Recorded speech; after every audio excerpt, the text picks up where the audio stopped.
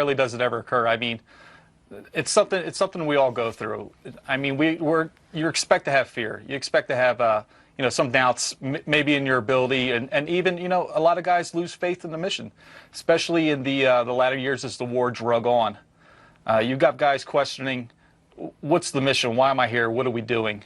But what this guy did when he walked off and left his brothers there, that's something that you don't come back from. It's inexcusable.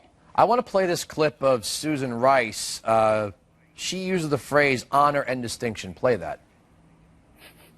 What I was referring to is the fact that this was a young man who volunteered to serve his country in uniform at a time of war. But honor and distinction. Jim, really, I mean, this is a young man whose circumstances we are still going to learn about. He is, as all Americans, innocent until proven guilty. I'm sorry, you think she was talking about Sergeant Andrew Tamarisi or something? I don't know who she's talking about. She definitely wasn't talking about Bergdahl. There's nothing honorable about what he did. And I tell you what, regardless of what other media outlets tell you, when any talking heads are saying out there about him and the circumstances of him leaving, but we've heard from his team guys, the guys in his unit, the guys that were on that combat outpost with him. They know exactly what he did.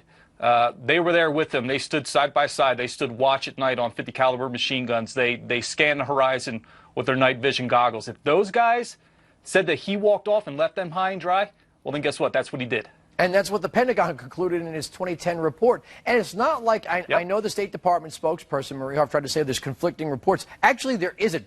Every single guy that he served with, if there was, 3 that said one thing and 4 guys said another, and every single guy that's been interviewed says the exact same thing. This guy took off and went AWOL. Yep, he packed up all of his gear, staged it nicely, left his weapon, and just took off in the middle of the night.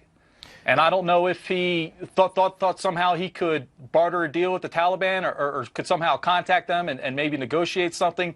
Or maybe he just thought he just declared himself a non-combatant and was just going to walk into Pakistan. But I tell you what, a young white man with no weapon in that region of the world isn't going to last very long. Let me ask you something. Our mutual friend